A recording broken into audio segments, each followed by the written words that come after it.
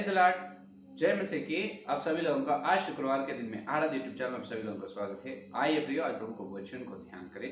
तो कल के संदेश में अपन कलीसिया बड़े क्लेश में से चलने वाला है। तो क्लेश शुरू हुआ है कलीसिया को, क्योंकि अभी यहाँ पशु, वो अजगर या पशु पवित्र लोगों से लड़ने के लिए आ रहा है, पवित्र लोगों से लड़ने के लिए आ रहा है। तो इसीलिए किन से लड़ेगा वो पशु? अपने से ही लड़ेगा। अपन कल देखे प्रकाशित वाक्य 13 अध्याय 10वां वचन में देखे है, और 5वां और 7वां वचन में अपन देखे है। तो पशु से अपन लड़ने वाला है, पवित्र लोगों से। तो परमेश्वर के सेवक लोग ये प्रचार कर रहे हैं कि क्लेश में कलीसिया नहीं रहेगा, स्वर्ग में जाएगी, किधर भी नहीं जाएगा, यहाँ ही रहेगा। क्योंकि अगर पवित्र लोगों से लड़ना है, अपन गए तो धरती पर पवित्र लोग कौन रहते हैं? अन्य जाति लोग तो बिल्कुल है नहीं। तो अपन ही सीरिया राजा या आखिरी झूठ मसीह से लड़ने वाला है। तो अभी देखिए, तो कल के दिन में ये अपन सुने हैं कि बहुत लोग भूख से मर जाते हैं। माता पिता के सामने उनके बच्चों मरना बहुत दुखदायक है। तो ये कैसे है? वो हो सकता है क्योंकि परमेश्वर जिनके नाम जो हदसाक्षी के पुस्तक में लिखा है, उन्होंने बराबर हदसाक्षी होता है। यहाँ भूख से और सीरिया राजा के सेना लोग आते हैं, अपने को सताते, बहुत सताते हैं। सताव में से अपन चलेंगे, क्योंकि अपन 666 संख्या का मुहर, 666 वो मुहर हाथ या माथे पर नहीं डालते हैं, नहीं डाल लेते हैं। इसी कारण वो लोग बहुत बहुत सताते हैं। जब कैसा है, इसीलिए जब अपन शद्रक मेशक अबेदनगो यहूदा के युवक लोग, यहूदा का युवक लोग शद्रक और मेशक और अबेदनगो जैसा विश्वास से है, नबूकदनेस्सर राजा मूर्ति को उन्होंने दंडवत नहीं किया और बताया हमारा परमेश्वर जीवते परमेश्वर, ये अग्नि ज्वाला से हमको बचाने वाला सामर्थ्य है। अगर बचा नहीं दे, ना बचाने से भी हम तेरी मूर्त को धन्यवाद नहीं करेंगे राजा। ये है उनका विश्वास। तो अपना विश्वास भी वो क्लेश के समय ऐसा ही रहना चाहिए। जितना सीरिया राजा का सेना लोग या झूठा मसीह या झूठा भविष्यवक्ता अपने को जितना भी सताओ, जितना भी हिंसा हानि करने दे, लेकिन अपन यीशु को छोड़ना नहीं। जब यही बात, तुम जितना भी हमको सताओ करो, जितना क्या करते हो, प्राण लेते, जान लेते, ले ले, गर्दन सिर काटते हैं, गर्दन से काट ले, लेकिन हम यीशु को नहीं छोड़ेंगे। ऐसे हिम्मत, ऐसे बड़े विश्वास अपन रहनी चाहिए। तो अभी ये बड़े क्लेश को सुनकर बहुत लोगों को डर उत्पन्न होता है, घबरते हैं। नहीं, घबराने की बात नहीं, डरने की कुछ बात नहीं, क्योंकि जब जो हुआ है शद्रक मेशक अबेदनगो के पास, वही अब होता है, वही अभी होने वाला है। जब देखिए, तीनों को राजा ने अग्नि ज्वाला में तीनों को डाले अग्नि में, तो आग में तीनों को डालने से और चौथा व्यक्ति दिखाई दी है, कौन है? यीशु मसीह। हालेलुया, है नहीं? तो यहाँ पर बात यह है, ये बड़े क्लेश में से कलीसिया चलेगी, लेकिन ये क्लेश से बिल्कुल क्लेश में ना जाकर, क्लेश में कलीसिया नहीं चलना बोल के परमेश्वर अपने को बचाते नहीं, क्लेश में से बचाते नहीं, अपन क्लेश में ही रहते हैं। आग जैसा, ये अग्नि के समान ये बड़ी क्लेश में कलीसिया रहता है। और जब अग्नि ज्वाला में शद्रक मेशक अबेदनगो साथ यीशु मसीह है, तो उसी प्रकार ये बड़ी क्लेश में कलीसिया के साथ अपना यीशु मसीह रहता है। हालेलुया, समझ में आए पॉइंट? अपने को ये क्लेश से क्लेश को दूर करते नहीं, क्लेश को दूर करते नहीं, अपन क्लेश में ही रहते हैं। इस क्लेश में जैसा शद्रक मेशक अबेदनगो के पास परमेश्वर आया है, उसी प्रकार अपने पास आता है। उन्होंने आग में है, लेकिन आग उसको जला नहीं सका। शद्रक मेशक अबेदनगो अग्नि जला नहीं दिया, क्योंकि आग से ही परमेश्वर शक्तिवान है। हालेलुया। तो यहाँ पर भी ये बड़ी क्लेश है, ये बड़ी क्लेश से भी अपने यीशु मसीह अपने साथ रहते हैं, और शक्तिमान परमेश्वर है। ये बड़ी क्लेश अपने कुछ नहीं कर सकते। हालेलुया, हालेलुया, है या नहीं? तो इसीलिए इब्रियों की पत्री में उनके बारे में लिखा गया है। तो वो लोग विश्वास के द्वारा आग का बल को क्या करे है? बांध दी है। आग पर जो शक्ति को विश्वास से वो लोग बांध दी है। उसी प्रकार अपन विश्वास के द्वारा ये बड़ी क्लेश का आग को बांध देते हैं। तो ये क्लेश को जितना शक्ति है, उससे अधिक शक्तिमान यीशु मसीह क्लेश में अपने साथ रहे। तो ये क्लेश क्या कर सकते? ये दुख सताओ, अपने को क्या कर सकते हैं, कुछ नहीं कर सकते, समझ में। तो यहाँ पर अपना विश्वास, यहाँ पर अपना धीरज दिखाई देता है जब कलीसिया की स्थिति फिलाडेल्फिया कलीसिया के जैसा रहती है। जब कलीसिया के लोग कैसे रहते हैं, फिलाडेल्फिया कलीसिया के जैसा। देखिए प्रकाशित वाक्य 3 अध्याय 10वां वचन को देखिए। प्रकाशित वाक्य 3 अध्याय 10वां वचन में देखो, 3 और 10वां वचन में, तूने मेरे धीरज के वचन को थामा है, इसीलिए मैं भी तुझे परीक्षा के उस समय बचा रखूंगा जो पृथ्वी पर रहने वालों के फरकने के लिए सारे संसार पर आने वाला है। हालेलुया। यदि परखने के समय, कब? मैं तुझे परीक्षा के उस समय बचा रखूंगा। उस समय, इसका मतलब क्लेश के समय परमेश्वर अपने को बचाता है। ये वचन को लेकर बहुत लोग, ये उस समय का मतलब उस फल बोल के इंग्लिश बाइबल में रहता है। तो I will keep you from the hour of temptation, इसका मतलब एक सिर्फ कुछ एक फल, मैं तुम्हें बचाऊंगा। इंग्लिश बाइबल में ऐसा रहता है। ये लेकर और पास लोग ऐसा कह रहे, वो क्लेश में कलीसिया नहीं रहेगा, क्योंकि फिलाडेल्फिया कलीसिया के प्रभु कहा है फिलाडेल्फिया के कलीसिया से। 3 अध्याय 10वां वचन में, प्रकाशित वाक्य 3 अध्याय 10वां वचन क्या कहा है परमेश्वर ने? मैं क्या करूंगा, जो क्लेश के समय, जो परीक्षा के समय तुम्हें बचा रहा। इसका मतलब उस समय में तुम यहाँ नहीं रहते हैं, मैं तुम्हें ले जाऊंगा बोल के प्रचार कर दे। नहीं नहीं नहीं नहीं नहीं, परमेश्वर किधर भी ले जाता नहीं, यहाँ पर ही रहते हैं, अपने साथ रहते हैं। अभी क्या कह रहा है वहां पर? मैं भी तुझे परीक्षा के उस समय बचा रखूंगा। परीक्षा के उस समय, कब? पृथ्वी पर रहने वालों के फरकने के लिए, सारे संसार पर आने वाले, इतने अच्छे तरह से लिखा गया है, सारे पृथ्वी पर फरकने के एक समय आ रहा है। उस समय मैं तुझे, वो परीक्षा में मैं तुझे बचाऊंगा। इसका मतलब परीक्षा से दूर नहीं करते हैं, अपने साथ अपना प्रभु, अपना प्रेमी अपने साथ रहते हैं, तब अपने को बचाते हैं। तो इंग्लिश बाइबल में इसका मतलब एक क्षण, एक फलवर नहीं, उस समय पूरा 3.5 साल जो बड़ी क्लेश में अपना प्रभु अपने को मदद करते हैं, शक्ति और सामर्थ्य देते हैं, विश्वास से अपन रहते हैं। समझ में है? इसके अच्छे उदाहरण यूहन्ना की सुसमाचार पत्र 17 अध्याय 15 वचन में देखिए, यीशु मसीह ने क्या प्रार्थना की। यूहन्ना की सुसमाचार पत्र 17 अध्याय 15 वचन, मैं यह विनती नहीं करता कि तू उन्हें जगत से उठा ले, परंतु यह कि तू उन्हें उस दुष्ट से बचाए रख। अपने बारे में यीशु मसीह ने परमपिता से प्रार्थना की, क्या? मैं यह विनती करता है कि तू उनसे जगत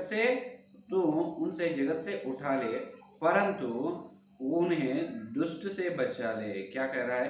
अपने को यहाँ से उठा लेने की प्रार्थना परमपिता से यीशु मसीह नहीं कह रहा है, दुष्ट से, शैतान से बचाने की प्रार्थना कर रहा है। इसका मतलब अपन यही संसार में रहते हैं, दुष्ट शैतान अपने को फरकते हैं, तो शैतान से बचाने के लिए प्रार्थना कर रहे। उसी प्रकार मैं उस समय, मैं तुझे परीक्षा में उस समय तक बचा रखूंगा। इसका मतलब सिर्फ एक पल, एक मिनट बोल के नहीं, उस समय 3.5 साल जो बड़ी परीक्षा क्लेश में से कलीसिया चलेगी, उस समय यीशु अपने को नहीं छोड़ेगा।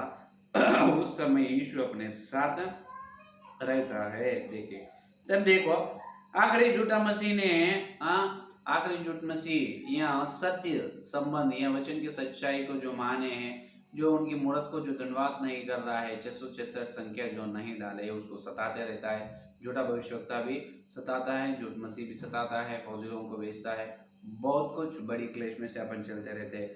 और एक तरफ ये इजराइल देश के 2 युवक लोग है ना, 2 गवाहों ने, उन्होंने हमेशा भविष्यवाणी बोलते रहते, गवाही देते रहते। और आखिरी झूठा मसीह ने सारे संसार पर राज्य करता रहता है, शासन करता रहता है, सब ने शांति से रहता है। क्या रहता है? सबसे शांति से रहता है। उसी प्रकार हजारों या करोड़ों लोग वही सीरिया राजा को मिसिया बोल के, क्योंकि अपन पहले से कह रहे हैं ना, हमारा यीशु और आने वाला है।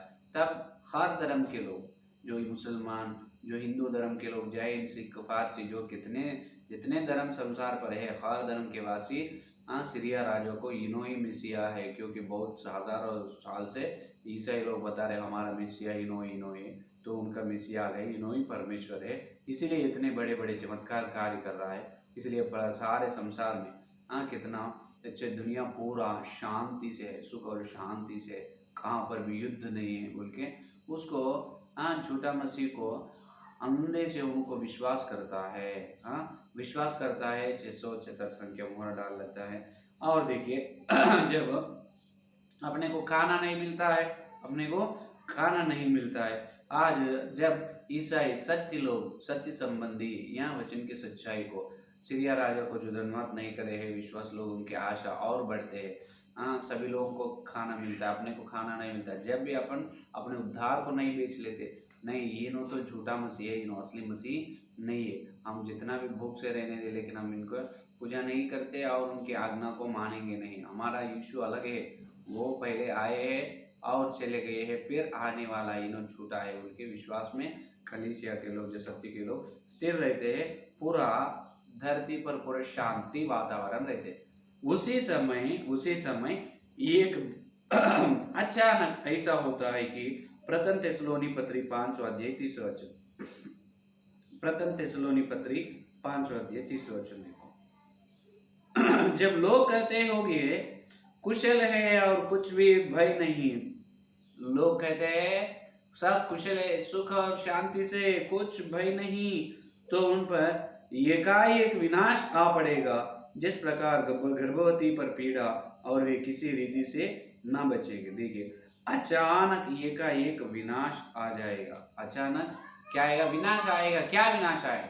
देखिए अपन प्रकाशित वाक्य पहले अपन 6 अध्याय में अपन देखे, क्या देखे अपन? मुहर खोलते जब मेमना या यीशु मसीह ने परम पिता के हाथ में से पुस्तक लेकर वहां से बांधे, पुस्तक में से एक एक मोहर खोले तो एक एक संभव हुआ अपन देखा है। पहला मोहर खोलने से सफेद का घोड़ा है, उस पर सवारी करने वाला एक है, सफेद घोड़ा पर। उन्होंने शांति का चिन्ह का मतलब यीशु मसीह नहीं, उन्होंने झूठा मसीह, इसीलिए युद्ध वातावरण नहीं, सारे संसार पूरे शांति से है या नहीं। अभी दूसरा मोहर का संभव क्या है? दूसरा, पहला श्वेत घोड़ा, सफेद घोड़ा, दूसरा कौन सा घोड़ा निकला है? लाल रंग का घोड़ा निकला है। ये खून लहू की सूचना है। अभी लाल घोड़ा का संभव अभी होने वाला है।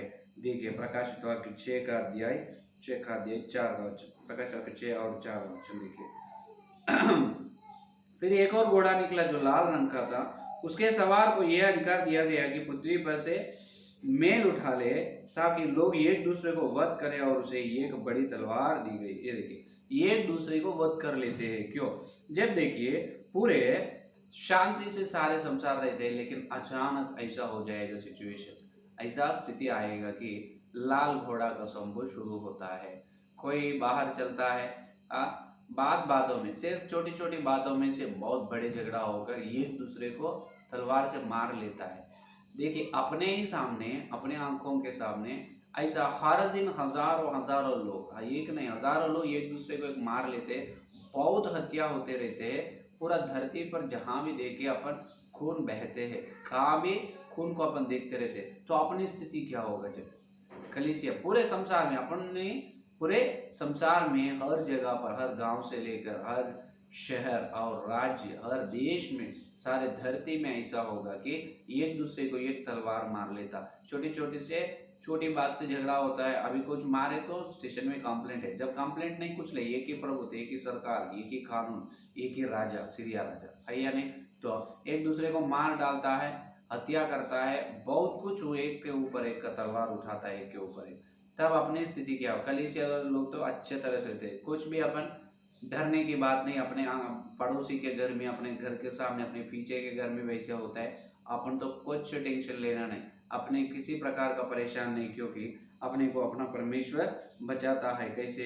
भजन संहिता में देखिए, भजन संहिता, इतने भयानक स्थिति में लहू तो बहते हैं, लेकिन वो लहू बहते समय भी अपना परमेश्वर अपने को बचाता है।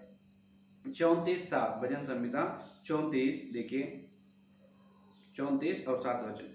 यहोवा के डरायों के चारों ओर उसका दूत छावनी किए हुए उनको बचाता है। ये देखो यहोवा का दूत का छावनी अपने पास रहता है, अपने को यहोवा दूत बचाते रहता है। उसी प्रकार और यही भजन संहिता में, यही भजन संहिता 91 देखिए,